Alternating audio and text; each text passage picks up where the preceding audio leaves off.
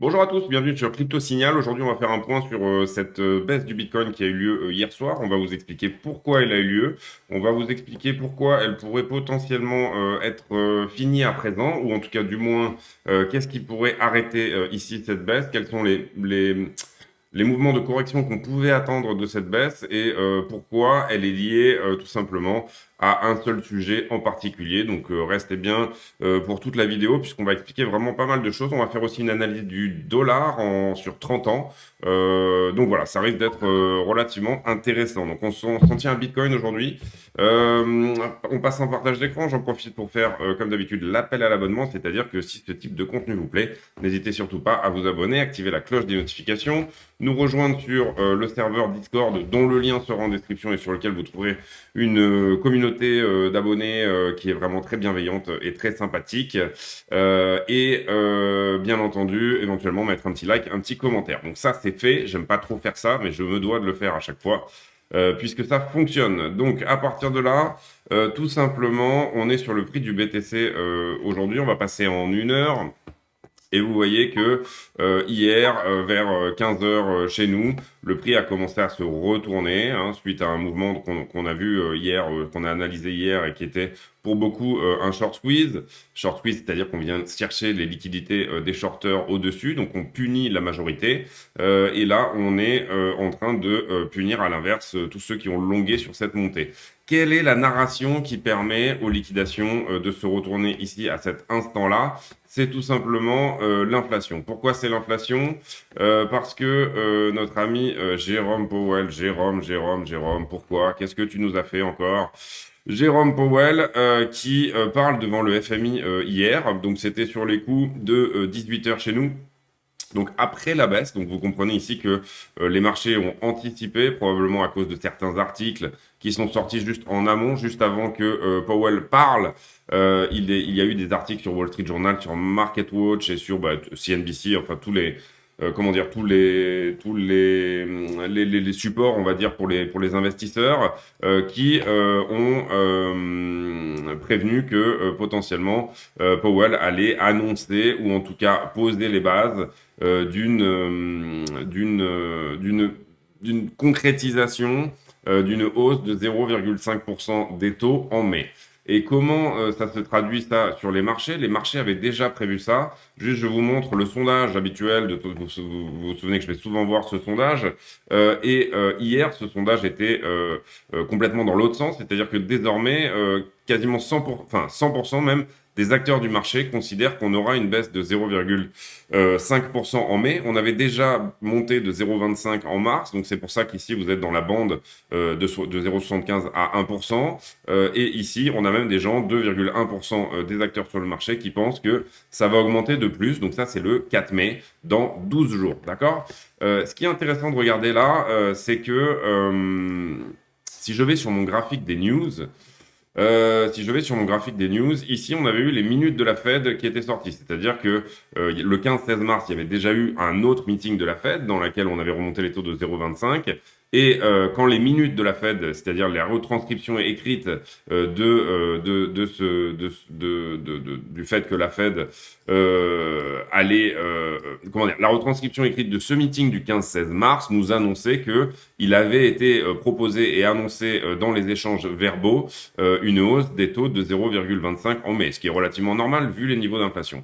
Et de combien on avait baissé ce jour-là? On avait baissé de à peu près 5,16%. Là, vous voyez que je vous mets ici, donc ça c'était la bougie d'hier, le discours de Powell au FMI avec une hausse de 0,5 qui a été évoquée. Et vous voyez qu'on était à 43, hop, voilà. Et on a clôturé la journée légèrement en dessous de ces 0,5%. De ces 5,40%, pardon, je veux dire, c'est quasiment au dollar près.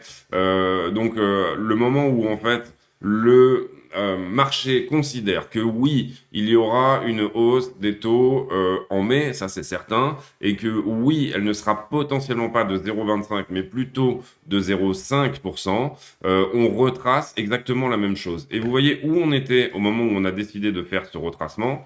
très exactement, quasiment au dollar près, sur le niveau précédent, c'est-à-dire sur le niveau duquel on avait corrigé quand Powell avait fait cette narration, quand les minutes de la Fed étaient sorties, pardon. Aujourd'hui, Powell nous fait cette narration et on retrace encore un moins 5%. Pourquoi c'est intéressant? Parce que ça veut dire que le marché price à 5% le fait que potentiellement on le fasse, et le marché price à 5%, à moins 5%, le fait que ça soit en train de se concrétiser. Donc le 4 mai, on aura potentiellement encore une baisse de 5%. La question, c'est jusqu'où on va revenir en attendant. Et vous comprenez que la Bitcoin en ce moment est plutôt dans une dynamique haussière. Donc du coup, ce qu'il est intéressant de regarder ici, bah, c'est pour moi les niveaux de Fibonacci. Qu'est-ce qui s'est passé en Fibonacci? Donc là, je vous ai marqué en fait le Fibonacci qui analyse toute cette baisse-là, d'accord? Et donc là, on est en train d'analyser le retracement vers le haut, c'est-à-dire de combien on est remonté avant de corriger, etc.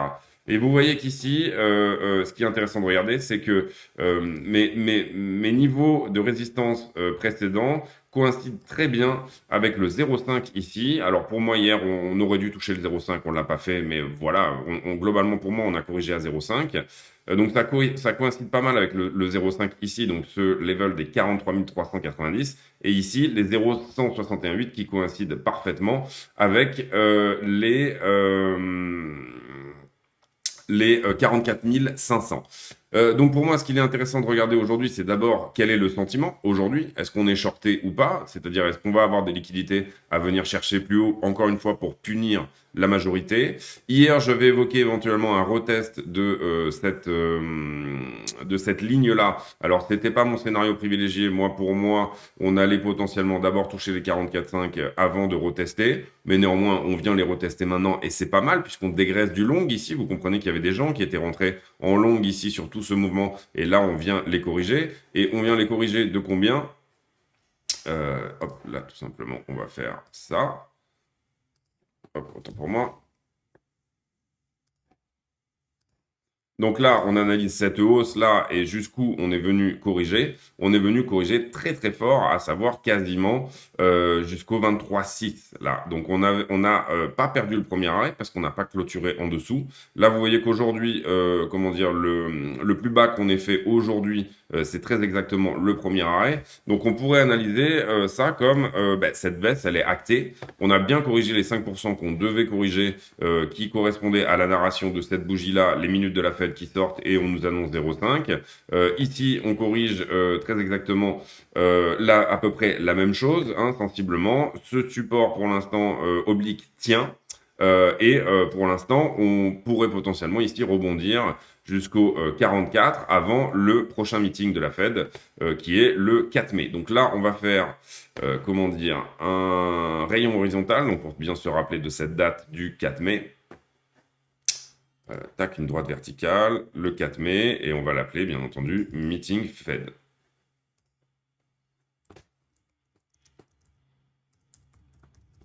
D'accord? Ensuite, il faut savoir ici que, par exemple, on aura encore une nouvelle news qui, je crois, sera autour du 12 mai. Hop.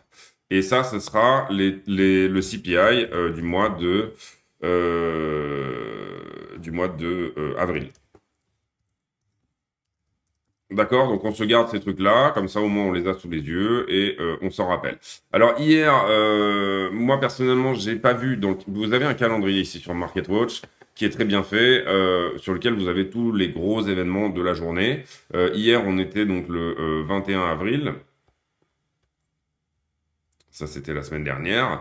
Et vous voyez qu'on avait cette information que Jérôme Powell allait parler au FMI. Personnellement, moi, je ne l'ai pas vu. Elle m'est passée sous le nez, mais je ne l'ai pas vu. Donc, du coup, on aurait pu quand même ici comment dire, prévoir cette narration de Powell et prévoir ce mouvement.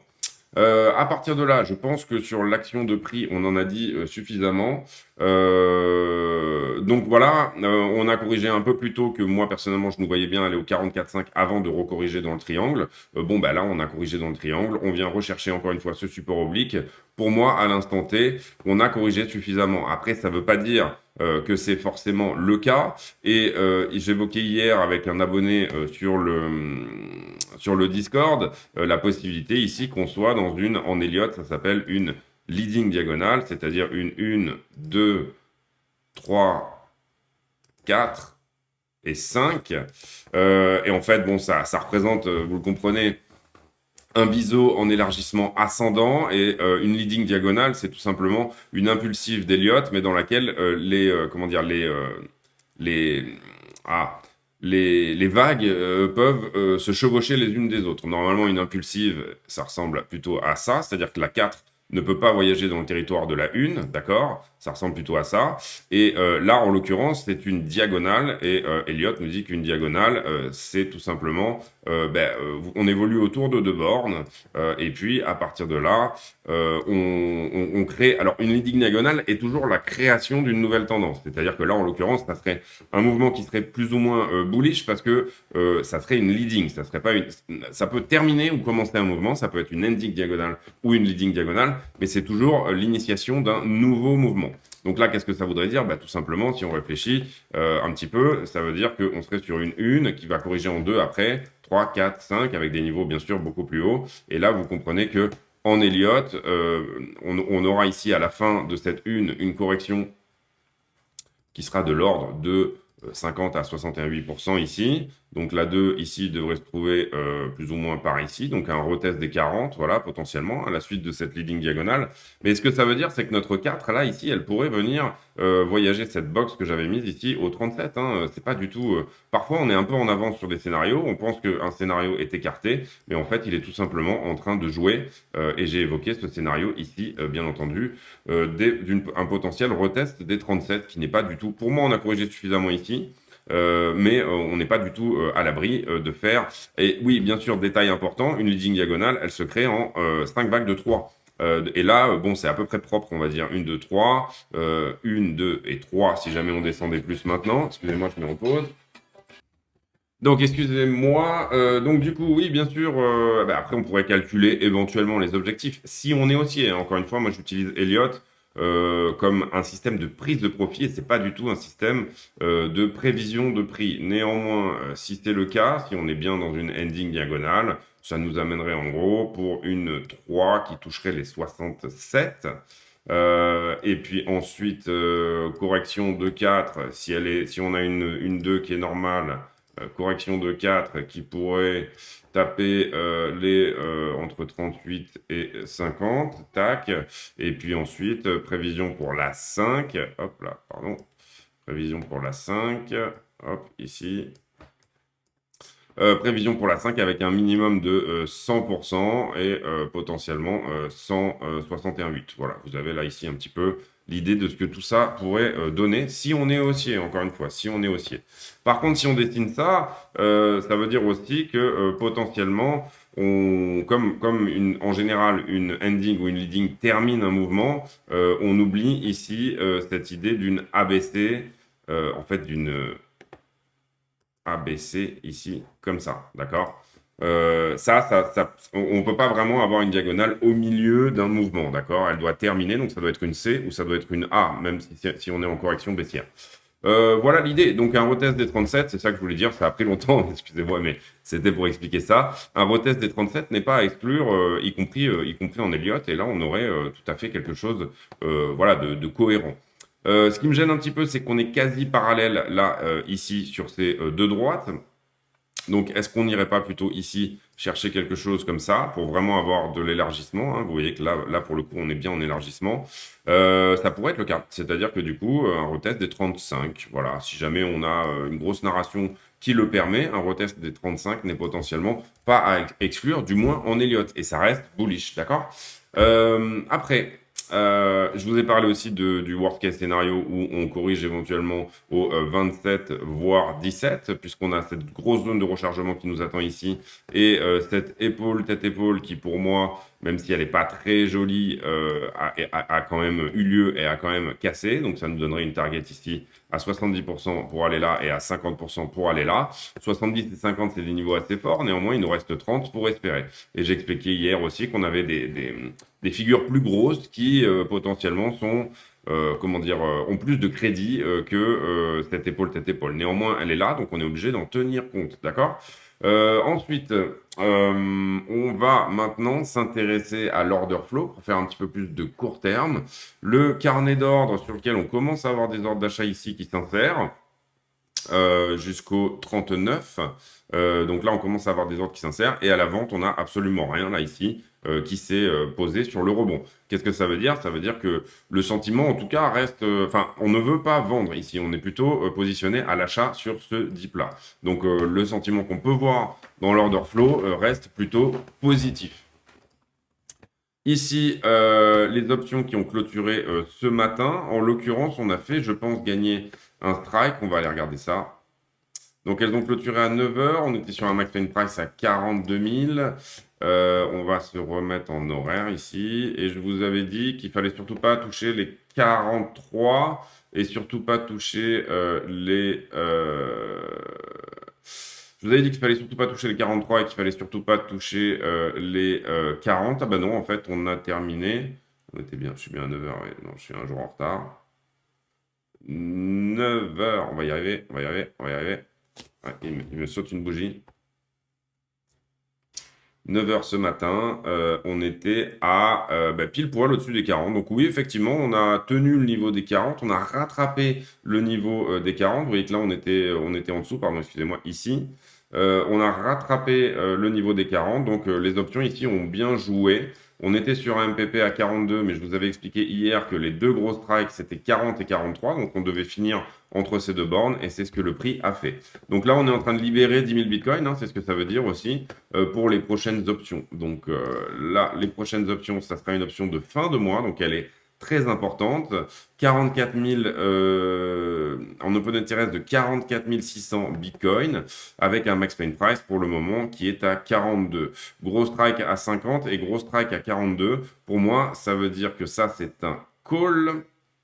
C'est un call, ça veut dire qu'on pourrait finir légèrement sous les 42, donc quasi au prix actuel, 41 500 pour vendredi prochain. Néanmoins, les options vont évoluer jusqu'à vendredi prochain, donc on va voir ce que ça dit à ce niveau-là. D'accord? Ensuite, on va dire les marchés en levier. Qu'est-ce qui se passe sur les dérivés? Eh ben, on a fait la vidéo hier. Donc là, il m'a remis des niveaux encore. Là, je ne sais pas pourquoi, notre ami. Ah bah oui, c'est bon. Ceux-là, ils n'étaient pas pris. C'est normal. 19 avril. Bah, j'avais pas dû enregistrer. Donc voilà. Bravo, bravo, bravo, bravo. Donc du coup, qu'est-ce qui s'est passé là? Eh ben, on avait déjà pris ce niveau-là sur ce dip-là, parce que ça c'est le 20 avril, d'accord. Ici, on a short squeezé ces deux niveaux-là, ok. Et on a short squeezé également ce niveau-là des 42 394. Comment tout ça s'est construit? Ici, énormément d'open interest qui se construit principalement sur du short, donc ça, on l'a pris. Ici, on avait du long, donc ça, on l'a pris. Ici, on augmente fortement l'open interest sur du short, ça, on l'a pris ici. Ici, on déleverage un petit peu. Ici, on repart haussier avec énormément de short. Donc, vous comprenez ici que ce niveau est constitué à la fois de long et de short, mais qu'on a un très gros point également de short à prendre. Pour moi, je le dirais, le moment où le funding se retourne, il est là. Ce niveau a été short squeezé. Néanmoins, on avait aussi du short à prendre là. Donc, ce niveau-là a été pris. Et ensuite, là, à l'instant T, vous voyez que le funding a fait un plongeon énorme. Ça veut dire que des positions, toutes ces positions-là, augmentation du nombre de contrats ici, plus plongeon du funding. Donc, la majorité des gens qui rentrent sont des shorters sur tout ce mouvement-là.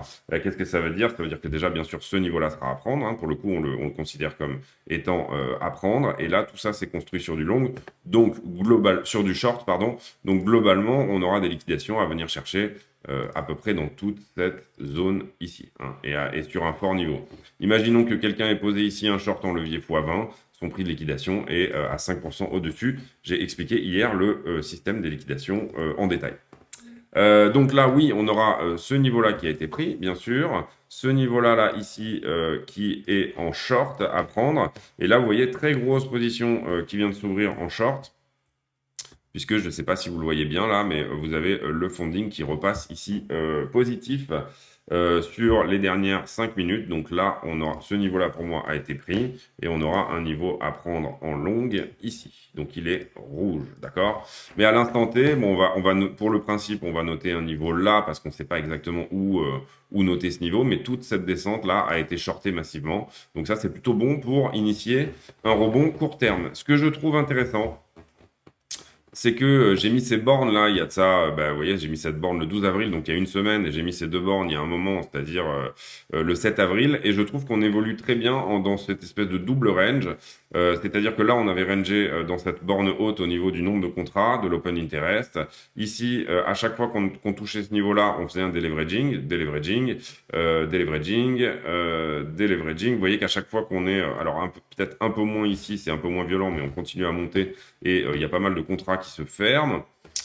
Et donc, ici, à l'instant T, vous comprenez que qu'est-ce qui avait initié ici ce mouvement de plus bas au 39 200 du 12 avril?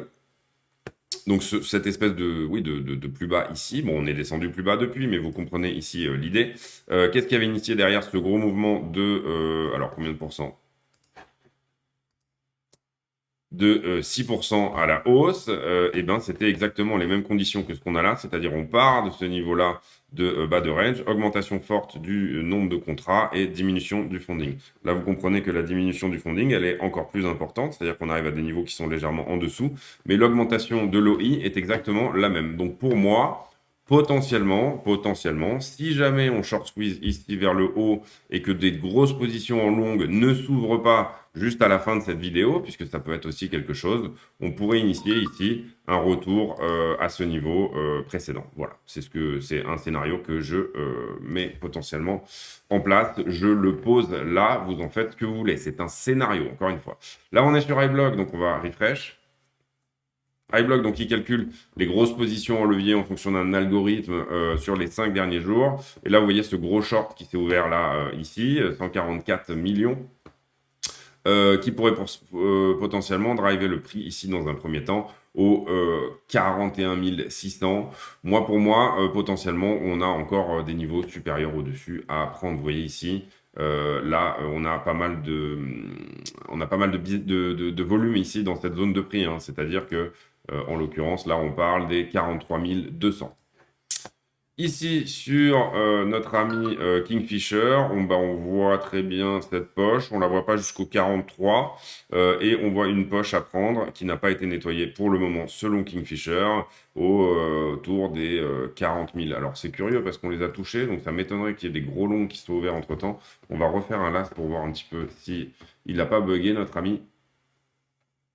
Et puis ensuite, on aura fait, je pense, le tour.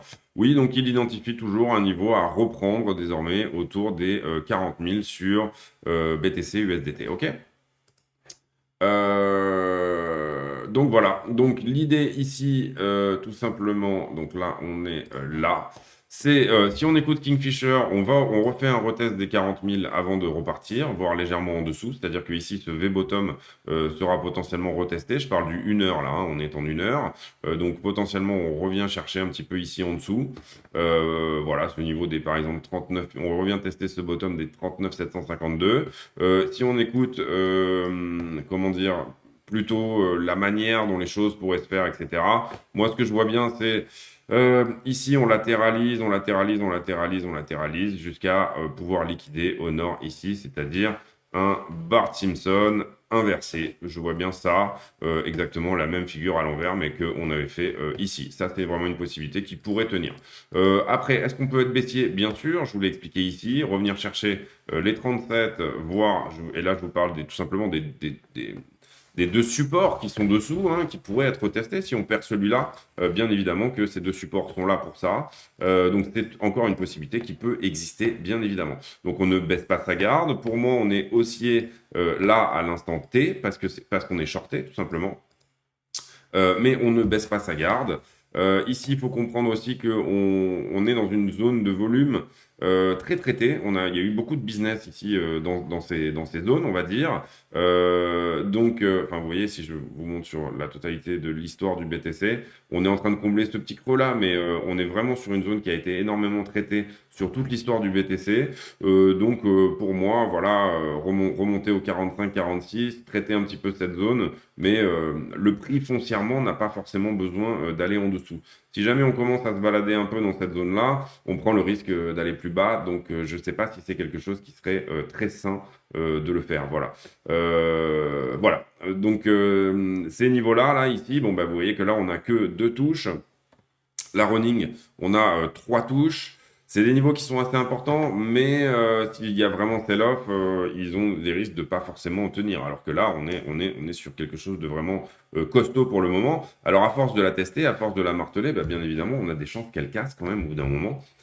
Mais en tout cas, cette trend ici, ce support oblique est relativement costaud quand même. C'est tout pour moi aujourd'hui. Je pense que j'ai pas grand-chose à ajouter. On pourrait aller voir rapidement les news autour du Bitcoin. Voilà, Warner Bros qui lance sa plateforme de NFT. On avait aussi Coinbase qui a lancé sa plateforme de NFT il n'y a pas très longtemps, en version bêta. Et sinon, voilà, pas grand-chose. Je vous ai parlé hier des bonnes news qui sont les lancements d'ETF en Australie, plus l'éventualité de l'ouverture d'un ETF spot aux États-Unis. Donc ça, c'est vraiment intéressant. Et en ce qui concerne l'analyse du dollar sur 30 ans, on la fera peut-être demain, parce qu'on a le temps, hein, finalement, sur 30 ans. Voilà, la trend est relativement... Donc on a le temps de vous expliquer ça. Donc on la fera demain, je pense, parce que cette vidéo... Ah ben non, pardon, je pars en week-end, donc demain, il n'y aura pas de vidéo. Donc on la fera dimanche, analyse du Dixie, donc le panier de dollars, le dollar face à un panier de devises.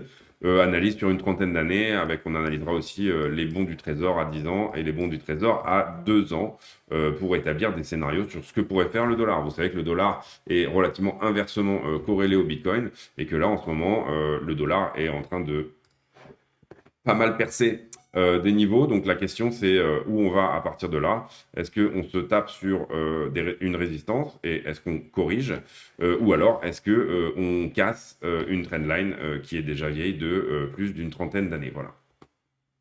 En gros, c'est ça l'idée. C'est tout pour moi aujourd'hui. J'espère que cette vidéo vous a plu. Je vous souhaite à tous un très bon week-end.